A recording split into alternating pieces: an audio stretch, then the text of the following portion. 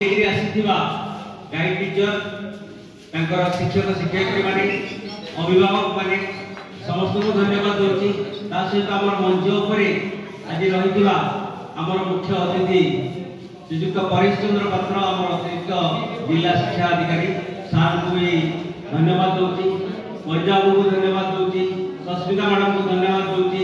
वीणा madam को धन्यवाद दूची। पाणी मैडम को सहित एठारे उपस्थित रही प्रिंट एवं इलेक्ट्रोनिक मीडिया जो बंधु मैंने अच्छा भी धन्यवाद। केते आग्रह थी ये जो 31टा पर्यटन स्थली बुलिबे ताकू केते खुशी लागुथबो। स्वयं स्निग्धा सिंह सरस्वती शिशु विद्या मंदिर जगतसिंहपुर प्रथम स्थान अधिकार करते। स्वयं स्निग्धा सिंह सरस्वती शिशु विद्या मंदिर जगतसिंहपुर स्वागत करंतु। मुख्य अतिथि पुरस्कार ग्रहण करछंती द्वितीय स्थान अधिकार करछंती।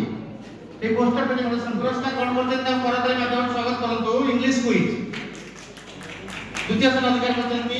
स्वागत करंतु सम्मना दास ओडिया एसए राइटिंग रे अष्टम श्रेणी तृतीय डीएपी पब्लिक स्कूल इको तृतीय स्थान अधिकार करछंती। इंग्लिश एसए राइटिंग ग्रहण करछंती पुरस्कार करताली स्वागत करंतु।